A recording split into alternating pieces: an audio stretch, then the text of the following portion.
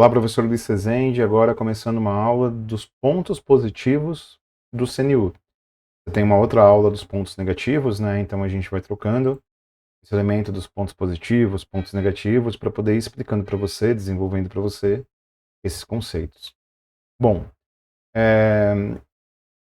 o governo ele tem uma famosa apresentação feita numa coletiva de imprensa, na verdade numa live, os membros do governo participaram, os membros da Secretaria Nacional de Gestão de Pessoas participaram. A Secretaria Nacional de Gestão de Pessoas é quem está operacionalizando o CNU. E eles fizeram uma live e nessa live eles apresentaram, exibiram uma apresentação. Essa apresentação é uma apresentação oficial do governo, para não correr o risco de alguma palavra dita de forma errada, ter algum termo ali não adaptado. Então, é exatamente isso, né? Exatamente esse conceito. Então, em cima desse conceito, em cima disso, existe aqui uma questão que a gente tem que desenvolver, tem que trabalhar, que é justamente o que o governo entende que no modelo tradicional que nós conhecemos de concurso está errado. Lembrando que o concurso nacional unificado ele não pega o judiciário, ele não pega concursos estaduais e federais e nem pega alguns concursos federais. Tem órgãos que não aderiram. Por exemplo, né, a SEM, que é uma autarquia, CVM e tudo mais. Então, dentre os órgãos aderentes, e que vão participar desse processo, por que o governo opta por não fazer concursos separados, direcionados? Né? Por que o governo faz essa escolha de não fazer essa separação? Justamente por isso. Justamente porque existem problemas no modelo tradicional. E, então aqui eu não estou fazendo o papel de advogado do diabo, estou apresentando os pontos. Eu tenho uma opinião sobre o CNU, essa minha opinião está lá no meu YouTube. Então tem um canal do YouTube, procure lá, Luiz Rezende. Você vai encontrar um vídeo meu dando minha opinião como pessoa física, né? Aqui é CNPJ, é pessoa jurídica, né? O professor. Então eu vou, assim como o professor Ricardo Baronovski gravou os pontos negativos, eu estou gravando os pontos positivos dentro daquilo que foi apresentado. Então quais são os problemas que o próprio governo entende existem no modelo tradicional que levam à necessidade de você ter o CNU direcionado, de você ter o CNU particionado. Vamos lá. Então, segundo o governo, o modelo tradicional de concurso público, que é esse que nós conhecemos, esse que nós estamos habituados, ele tem alguns problemas. O primeiro problema é a aplicação centralizada, em geral a prova é realizada em apenas algumas capitais, e é por isso que o governo se propõe a organizar em 180 cidades. Eu estou falando dos problemas, daqui a pouquinho eu vou falar das soluções para esses problemas, que são os pontos positivos do CNU. Muita cidade brasileira. Os concursos tradicionais federais, né, eles são concentrados em poucas cidades. Perfil da população. O perfil da população brasileira não está refletido no Serviço Público Federal, na administração pública federal. O perfil do servidor público federal não é igual ao perfil da população brasileira, nem próximo. Eu fui servidor público, eu já falo disso, e eu vou falar por mim. Eu sou um homem branco, heterossexual, que teve formação católica e que mora no Sudeste, mora em São Paulo. Esse é o perfil do servidor público, que não reflete o Brasil. Não reflete a diversidade de raça, não reflete a diversidade geográfica, não reflete outras realidades que existem no Brasil. É óbvio, né? Você não vai ter uma cota para orientação sexual, você não vai ter uma cota para região, mas você pode tentar compensar ampliando o concurso. Tá, todos podem ser do Rio Grande do Sul? Podem. Você não vai ter divisão, muito provavelmente, por região. Todos podem ser de Brasília, todos podem ser de Feira de Santana, de Manaus, de Cuiabá? Podem. Mas abrir a possibilidade de todos prestarem é uma forma de você ser um facilitador na possibilidade disso acontecer. Pulverização de certames, alto custo financeiro operacional para a realização dos certames. É muito comum, né? Você pegar gente que presta concurso há muito tempo, você pegar gente que tem o hábito de prestar concurso há mais tempo, e você perceber que quem presta concurso tem por hábito, tem por tradição,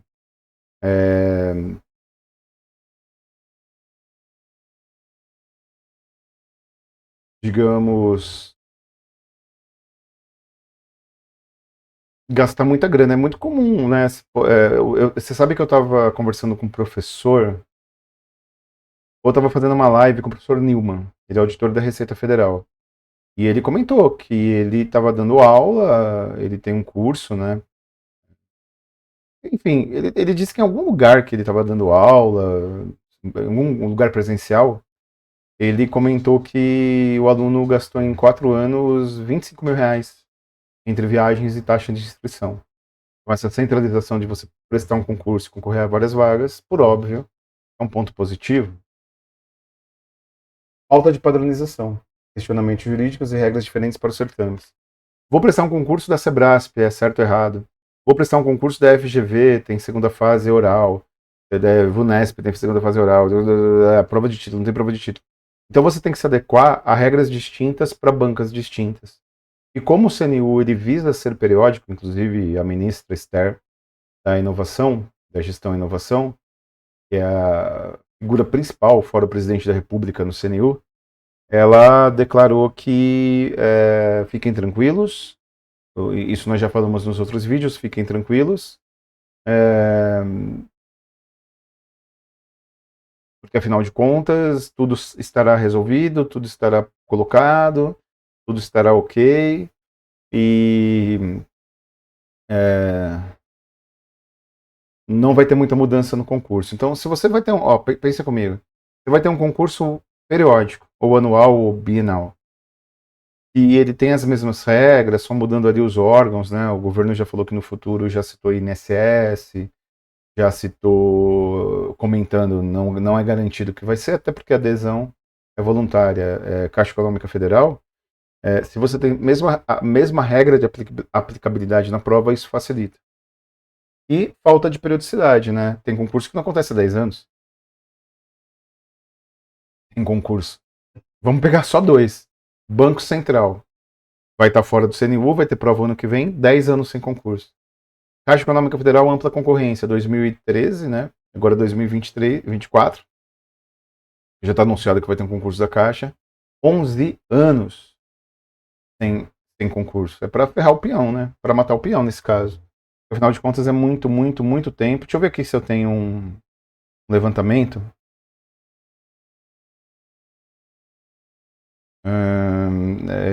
Não vou ter. Pensei que vai ter um levantamento aqui de todas as concursos que tem mais de 10 anos, mas não vou encontrar agora.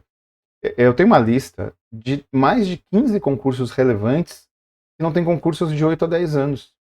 Então esses são os pontos negativos que o governo entende. Em cima desses pontos negativos, olha o anúncio do governo para os pontos positivos do CNU.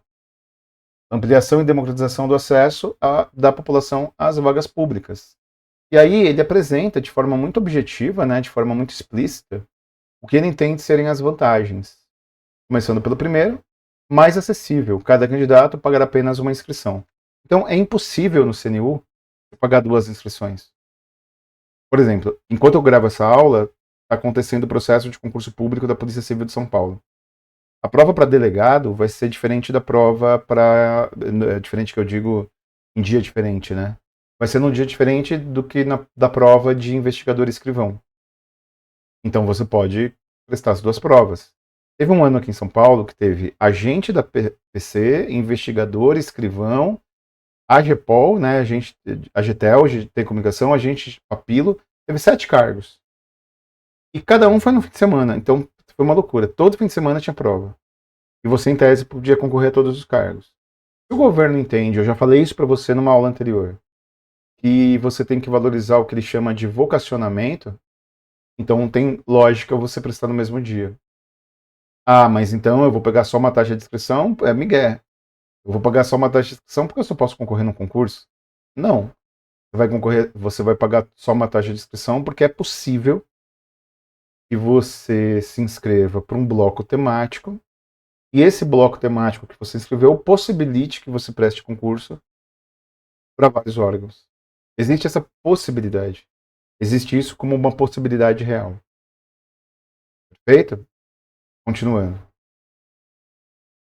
Restringir a captura de vagas por concurseiros profissionais e pela elite econômica. Aqui é uma questão que dói, né? Porque a gente dá aula para concurso. Mas o que o governo quer dizer com concurseiros profissionais e elite econômica? Eu tenho grana para só estudar. Eu tenho grana para não trabalhar e poder estudar. Eu tenho uma vantagem. Se eu consigo contratar professores particulares para me dar aula, ou contratar cursos isolados de professores que eu tenho vantagem. Então, o que é chamado aqui de concurseiro profissional é aquele que só faz isso e tem reverba para fazer isso. Quando a maioria da população brasileira tem que correr atrás do prato de comida, tem que correr atrás de pagar o boleto, tem que correr atrás da sobrevivência. Então, o governo, então todo cidadão pode prestar concurso. E o chamado pelo governo concurseiro profissional, aquele que só estuda para isso e só foca só nisso, não vai perder a oportunidade. Não vai fazer uma entrevista ideológica sobre o Estado brasileiro se você é contra ou a favor de privatização. Tá bom, você pode ser a favor da privatização e prestar concurso. A contradição não está em mim, nem na administração pública, está em você. Mas tudo bem, né? Afinal de contas, a contradição é do ser humano. E não vai poder não prestar, mas você abre a possibilidade de pessoas que não são chamados profissionais, nesse termo que o governo apresentou, prestem concurso. É o que o governo está apresentando e eu estou apresentando para você. E a elite econômica é isso, né? Então, por exemplo, eu moro em São Paulo. Mas eu não sou, mas eu não sou classe média alta, não se trata disso. Quando a gente fala de elite econômica, a gente fala de regiões e macro-regiões. Então, mesmo que uma pessoa tenha pouca grana em São Paulo, esteja desempregada em São Paulo, ela mora numa região da elite econômica. E ao morar numa região da elite econômica, ela tem todos os concursos aqui. Então, isso é um facilitador. Todos os concursos nacionais e regionais aqui, claro, né? Então, esse é um facilitador. O perfil aderente, eu tinha pulado aqui. Perfil aderente maximiza a escolha vocacional e o perfil profissional dos candidatos. Então, a escolha vocacional é justamente aquilo que a gente comentou nas aulas anteriores, de você poder prestar concurso para áreas específicas que são da sua formação. E muito provavelmente exigirão formação específica. E vocacionamento ao serviço público com as matérias humanísticas. Então, assim, como que você busca vocacionamento? Vou dar um exemplo extremo, tá bom? Vamos supor que no núcleo comum, ou nos específicos, você tenha ética, direitos humanos, administração geral e pública. Vamos pegar só administração pública. Ética, direitos humanos e administração pública. Aí você erra todas as questões de ética. Você erra todas as questões de administração pública. E você erra todas as questões de direitos humanos. Eu confesso que eu ficaria um pouco preocupado de ter um servidor público que não conseguiu entender nada de ética. Nada. É por isso que tem concurso público que você não pode zerar, né? E eu gostaria muito de ter um servidor público que tivesse preceitos éticos, e isso você tem na seleção. É igual a entrevista de emprego. Para trabalhar numa empresa privada eu tenho que falar inglês fluente, provavelmente a minha entrevista de emprego vai ser em inglês. E se ali na entrevista de emprego eu demonstrar nenhum domínio na língua gringa, eu não estou apto para o trabalho. Então a entrevista é uma... Por que tem recrutamento e seleção? O recrutamento é a atração. A seleção é a escolha. E da mesma forma que uma empresa utiliza os critérios que entende que sejam justos para uma contratação, o serviço público também. Porque a finalidade do serviço público não é a geração de emprego. A geração do emprego é uma consequência do concurso público quando você toma posse. Mas o objetivo final do serviço público é o interesse público. É a impessoalidade prevista no artigo 37 da Constituição Federal. Eu, quando fui tomar posse, no meu cargo, eu tinha 9 unidades para escolher. projeto Centros Educacionais Unificados em São Paulo, mas São Paulo é gigantesco. E aí tinha uma unidade que poderia ir andando, se tivesse disposto, né? Carro 5 minutos, andando 20. Iria andando. Provavelmente iria andando trabalhar. E eu tava louco de conhecer a unidade, já tinha passado ali perto, no meu bairro. Tchau, meninos. Só que aí quando eu fui tomar posse, de acordo com a minha classificação, eu tava com uma boa classificação. Existiam 19 unidades, 9 unidades que eu poderia trabalhar, tinham o meu cargo. Só que aí o governo disse, não, estão abertos esses 5 aqui. São os primeiros que vão inaugurar. Que eram novas unidades, era um novo projeto. Depois serão os outros 5, e depois serão os outros 5, e depois serão os outros 5. E o resumo da ópera é que eu caí numa unidade que era mais perto das que estavam apresentadas, mas era tipo uma horinha de carro, um trânsito em São Paulo. E lá eu fui muito feliz, lá eu trabalhei durante 13 anos e eu tive muito carinho pela comunidade, uma baita comunidade carente. Favela do Pantanal, divisa com Diadema, Jardim Eldorado, El Alvarenga. E foi muito bom e hoje eu agradeço que eu fui deslocado para lá. Era uma comunidade bem carente. Aqui onde eu queria também era, mas lá era mais. Mas o que eu quero chegar com tudo isso? É o interesse público. Portanto, quando fala de maximizar a escolha vocacional, é uma escolha do governo, por valorizar isso, como eu já falei. Próximo ponto positivo perante o governo é a uniformização do processo concorrencial e os critérios de acesso. Eu já falei isso para você, é óbvio, né? Coerentemente, aquilo que o governo apresenta como ponto negativo do processo tradicional, ele apresenta como ponto positivo para o CNU. Existe uma relação de causa e efeito. Então, se ele apresenta como ponto positivo para o CNU, então vamos lá. Então vamos entender o que é. Pô, Sebrasp é certo ou errado, outra banca organizadora não sei o quê, cada banca tem estilo, cada banca tem uma quantidade de questões. E isso faz com que você tenha que toda hora ficar gerando sua preparação. Vamos pegar o exemplo da Polícia Federal. Pessoal, em 2014, a Polícia Federal tinha 18 questões de informática. Informática tradicional, né? Tipo Word, Excel, PowerPoint, segurança, redes. Não tinha contabilidade, tinha atualidades e tinha 4 questões de administração pública. Então, os alunos ficaram estudando essas matérias com esse peso. E tinha um peso muito grande nas matérias de direito, né? Penal, processo penal, administrativo, constitucional, leis penais. Aí veio o edital de 2018.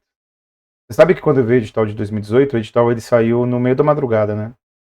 Diário oficial. E aí no curso que eu trabalhava, nós fizemos um plantão na madrugada para falar do edital. Então eu tava meio dormindo, mandaram um edital por pelo WhatsApp, e eu achei que fosse edital de TI, que tivesse mandado errado. 36 questões de informática, dentre as quais 18 de TI, banco de dados, Python, linguagem R, mineração de dados, etc. e tal. 24 questões de contabilidade. Não tem mais administração, caiu. Não tem mais atualidades, caiu. Minimizou a relevância de direito. Ou seja, mudou a regra. Ou então significa que não pode ter uma matéria? Não pode. O que não pode é mudar da água para o vinho.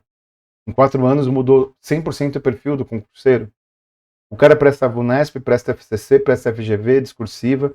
Então o processo uniformizado perante o governo é uma forma de democratização. Novo modelo. É a base de transição para um modelo de seleção periódico. Periodicidade que a gente já comentou, periodicidade que a gente já apresentou. Os blocos temáticos conterão órgãos e carreiras de aptidões similares. A inscrição se dará por um único bloco. A gente já explicou que você não pode migrar de um bloco para o outro, porque as especificidades são particulares e os blocos são particularizados. E, finalmente, racionalização do custo pro governo. Promove a racionalização de custos, processos e resultados. Então, ao invés do governo criar 20 comissões, criar 20 processos de escolha de banca, criar 20 editais, aqui ele simplifica tudo nesse processo. E aí, uma última parte, deixa eu até voltar aqui para mostrar, o governo ele apresenta 4 parâmetros. E os 4 parâmetros que o governo apresenta é exatamente esse. O parâmetro da capilaridade, o parâmetro do perfil, da escala e do marco referencial. No governo, o que é a capilaridade? Facilita o acesso da população com aplicação em provas em cerca de 180 municípios. Você já desistiu de prestar um concurso porque não tinha na sua cidade, ficava muito longe de viajar, não tinha din-din nem tempo? Porque uma coisa é arrumar alguém para cuidar do seu filho durante 4 horas. Outra coisa é arrumar alguém para cuidar do seu filho durante 24 horas ou 48. Muito longe, muito difícil acesso. Então a capilaridade é você ampliar para um mapa que eu já mostrei para você numa aula passada, que é um mapa de democratização dos lugares de acesso. Não presta só na cidade de São Paulo, que é a geolocalização. Você presta em todo o Brasil. Perfil. Permite maior aderência possível entre perfis da população e perfil do candidato. Qual que seria o ideal do ponto de vista conceitual? Que no serviço público, no Supremo Tribunal Federal, na Faculdade de Medicina, é o mundo perfeito. Liberdade de condições, igualdade de acesso. Então você tem no serviço público, você tem no Supremo Tribunal Federal, você tem em todas as instâncias uma representação de mais mulheres, de mais negros, de pessoas que têm amplas orientações sexuais, não como condição, mas como consequência do serviço público. E afinal de contas, quando você tem consequência, você tem uma liberdade de disputa. Então se tem uma falta, se tem uma dicotomia muito grande entre o perfil do servidor e o perfil da população, alguma coisa nesse filtro está errada. Escala. Padroniza procedimentos, amplia escalas e reduz custos e etapas do processo. Igual ao AB, né? É igual ao Enem. Então, por exemplo, o Enem tem todo ano. E todo mundo sabe quais são as regras do Enem. Mas a OAB talvez seja um exemplo melhor. A prova da OAB a gente sabe que acontece 4 vezes por ano. As regras para a prova da OAB já estão estabelecidas. E se a pessoa é reprovada na prova da OAB, ela pode ir lá e refazer. Ela pode ir lá e reestruturar. A pessoa perdeu a prova da OAB, ela pode fazer outra prova. Certo? Porque afinal de contas, a regra é a mesma. A mesma coisa do Enem. A mesma regra serve como isso. Então sabe o que eu acho que vai acontecer? Vai começar a ter o aluno que estuda para o CNU.